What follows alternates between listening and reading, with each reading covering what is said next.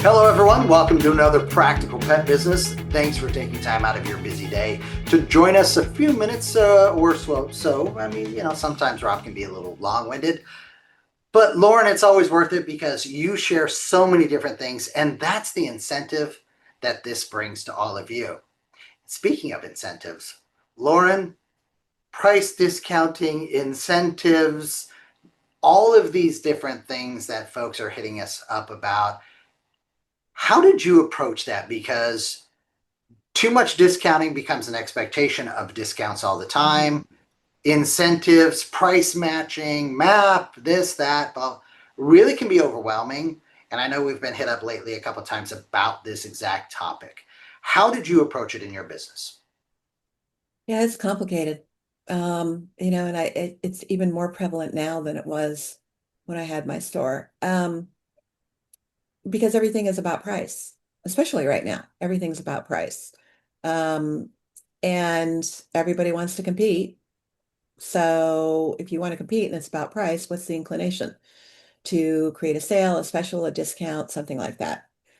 I I didn't discount very often in my store. I had an anniversary sale once a year that was killer and lasted for an entire month, and all the manufacturers participated in. And for that month, I mean the prices were just, I mean, easy six-figure month. Before we were even halfway into the month. From my perspective, that was the big discount.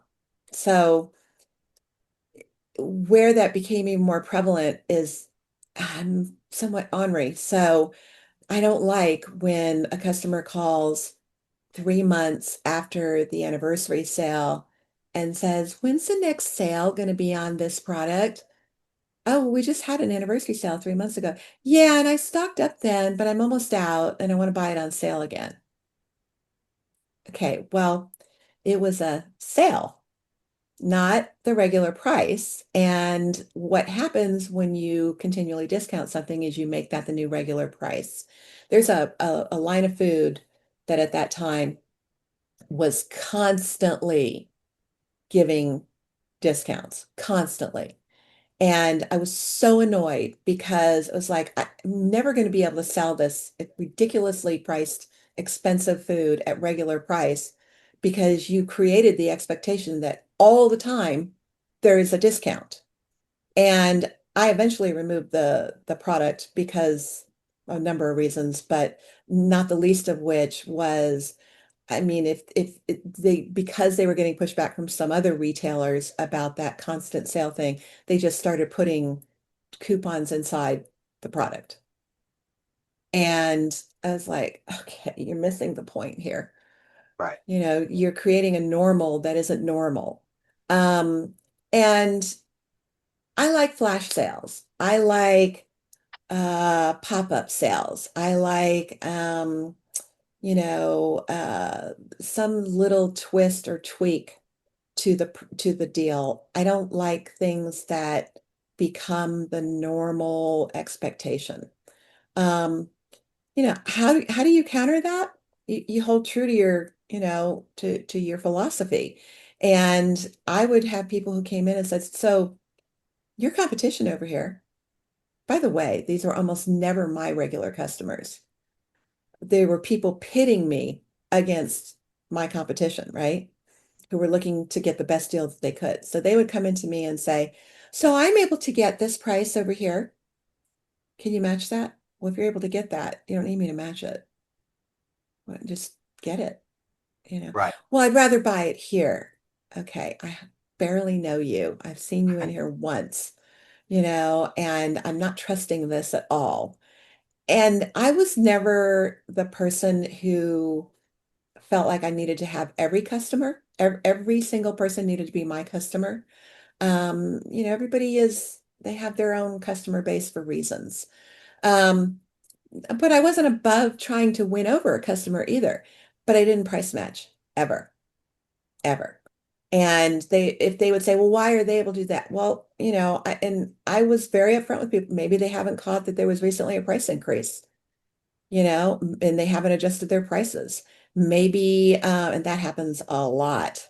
Yep. Maybe they have some sort of a promo they're running with the manufacturer, and I'll have a promo at a different time, and they won't have that promo. Um, and I was real upfront with people to tell them I'm not going to price match because it never ends, right? It's like extortion. I need it to be this in order for me to do that. And it's like, no, no, I'm not going to constantly chase this because what happens to my profit margin? If the profit margin is constantly chipmunked away, and it gets smaller and smaller and smaller, I'm not going to be able to open and function on the day to day. I couldn't pay my exceedingly well-trained staff. I couldn't provide the services that I was offering, like free consultations for my customers. Um, those sorts of things that have monetary value, but aren't necessarily being monetized. And so it has to come from somewhere. And I think a lot of people lose sight of what they're actually supposed to do with their profit margin. That's the other thing too. I see profit margins kind of all over the map. When I've been contacted and tried to help some people and said, well, where's your profit margin? They can't tell me succinctly based on a category what that markup is. And they can't even tell me why they can't tell me that. It's like, okay, well, I have two prices. I have an X amount on food, which is just food, regardless of the kind of food it is. This is my percentage of markup. And on everything else, it was Keystone. So it wasn't hard for me to ever know what I was in something for. And at the same time, that still didn't mean that I was going to negotiate with somebody. And it's interesting how people will come in to a store and think that because you're a small business, that they can haggle with you to negotiate the price. And I would look at them and go, would you walk into any other mainstream store? Costco, Nordstrom, any store and want to negotiate the retail price that's on the floor, Target, any of them. Well, no, because I kid you not, this was said more than to me more than one time by different people. No, but they're real businesses. They're real stores. Oh, oh, oh. Uh, I'll bet Excuse you me? wish you had the ejector button at that point. Oof. Yeah, Good thing you couldn't read what's coming across my forehead. yeah, And I said, well, like those stores, I too am a real store. And this is not a swap meet. So yeah. we're not going to haggle and negotiate this. I have overhead, I have brick and mortar overhead, I have all the utility, I have everything that all of those real stores have, I also have. And, it just, it was mind-boggling and insulting. Some of the things that people would try to negotiate their way into. And you have to be okay to let them walk away. Yeah. Because they're ultimately not your customer anyway. They're not anybody's customer. They're chasing the price. So they're completely disloyal. Yeah, and you're not going to outprice all of the competition. That's the problem, right? So if it's No, about price, you've already lost. I that's love that correct. you say too, you can get that discount there, go get it there. Like that probably blew a few people's minds. I'm Hmm. like, wait, what? No way. Why would you do that? You have a chance to bet. Price is not how you build loyalty.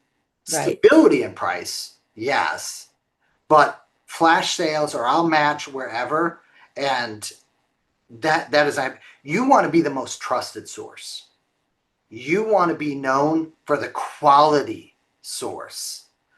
But I also want to bring up that other part of for those of you who aren't understanding or aren't feeling like they don't get what they're doing. The problem is also with discounting is it's not just the discount you give that may be quick to calculate for you.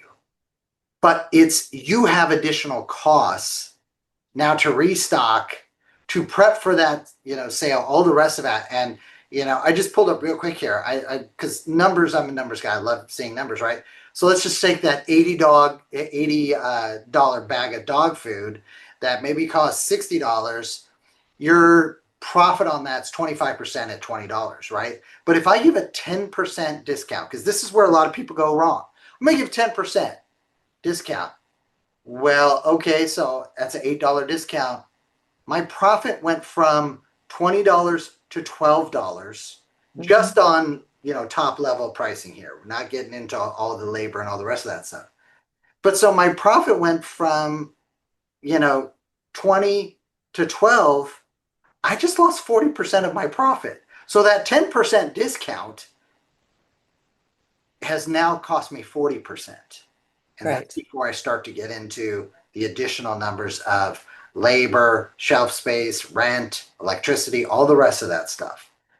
So very quickly you can start to chip away. Like you said, the little chipmunking thing. I might have gone with a different, less cute animal, but that's okay. That's how you are, Lauren. There are no animals that aren't cute. Well, No, there are no animals that are not cute.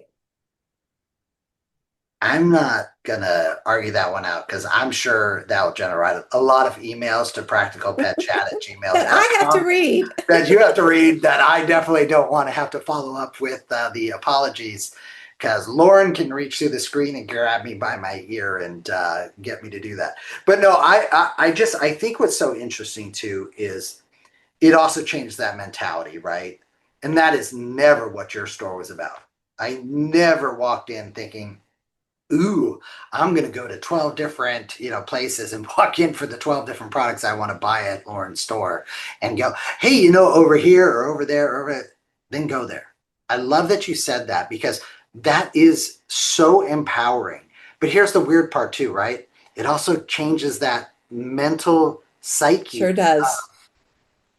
When I walk in, why am I going here in the first place?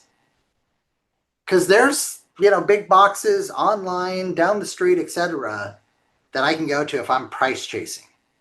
I'm not quality chasing when I walk.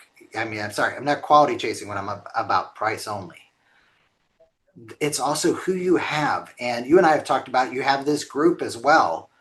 Those people, I don't see, now I may see if you had the annual sale, hey, is it time for that annual sale? There are plenty of times where I will look forward and I might hold off. But I always thought you were great about, hey guys, I'm going to have an upcoming sale on this, or I've got an opportunity on that. Again, trust. Again, that trusted source side of it is not just the ingredients in the bags or the quality of what you were selling.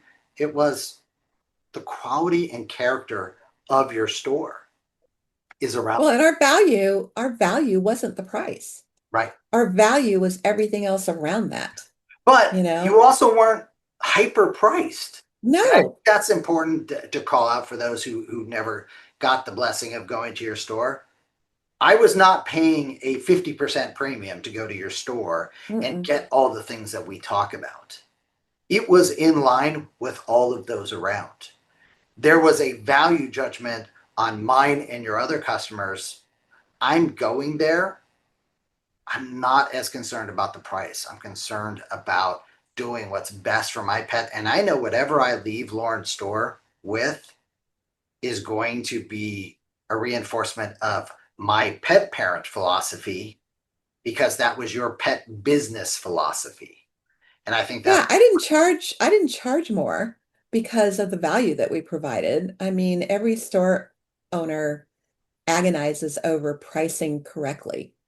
You want to price well enough to get the margin that you need to do the business that you have, to run the business that you have. But at the same time, you don't want to overprice because you don't want to gouge anybody, and you know that everybody is price shopping, and comparing. But you also don't want to be necessarily the lowest. And sometimes we heard that you're like cheaper than this store and that store. And I want to yep. say, big box stores. And I'd be like, what makes you think that we would be more? Well, because you're a small business, right? We're very conscientious about looking at the pricing of this.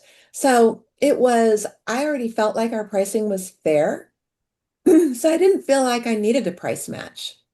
Right. I felt like, and I would tell that to people, I feel like my pricing's fair, and to save $1, and some people might say, well, for $1, I would have price matched. Well, what makes you think the dollar is where that stops? Because once you do it, much like extortion, you are now in a situation of you did it last time, you did it for me before, and it becomes a bigger issue the second time. The first Right. time it's just mind-blowing for them. The second time they take it as an insult. Well, and I love that you're talking about showing your worth, growing your worth can't happen if you're constantly discounting either, because Yeah. you're taking resources away. Again, it's not just the monetary, it's the other things that go into doing all of that. And to your point, when you said that, it brought up a transaction that I experienced recently. Not myself, I was not the person who did this, but someone said, "Oh, if I go to so and so down the street," and they were like, "Okay, show it to me," because they were willing to price match. And the person's like, "Well, I'm sure I've got it here, but I know because I was in there the other day and I was going to get it there, but I'm here now, so you should just give me that price." And I was laughing because I was like, "Wow, the gumption on this person to like, you should just trust me because I want a Mhm. discount." There's Uh, lots of gumption out there. It's yeah, amazing what people it think is. Oh it's my okay god, to ask for. Where I heard it the most was in grooming, where people would say, "Oh my gosh, this place over here, they only charge $30."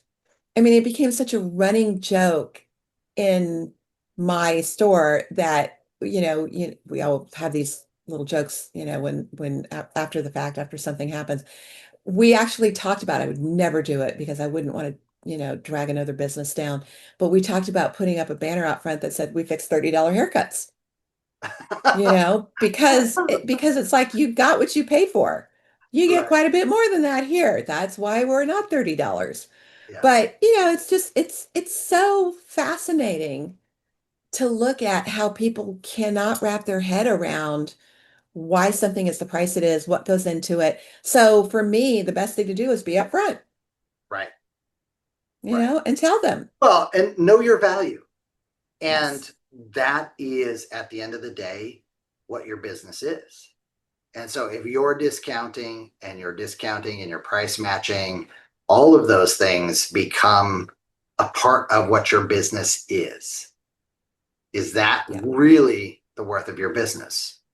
Are you a discount business or are you a trusted business? And at the end of the day, um, there was never any doubt in what I saw in your business. It was a trusted business.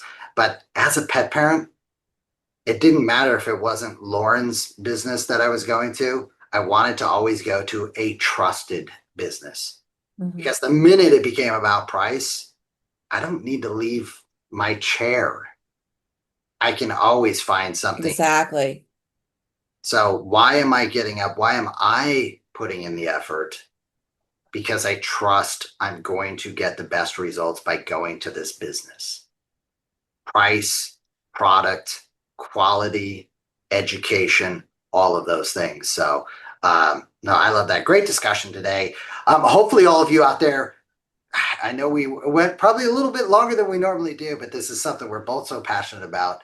Um, if you've got a topic you'd love to see Lauren and I discuss, please send us an email, practicalpetchat@gmail.com. We're always happy to do that. You can leave a comment on any of the different social media networks and all that we're involved in, wherever you listen to your podcast, your vidcast, or any of the other casts out there. Thank you for taking the time out of your busy week to spend some of it with us. We really appreciate you. We know you're building a trusted business. Thank you for trusting us to be a part of your building. We look forward to seeing your success. Share that with us. And as always, thanks for joining us here on Practical Pet Business. Thanks, guys.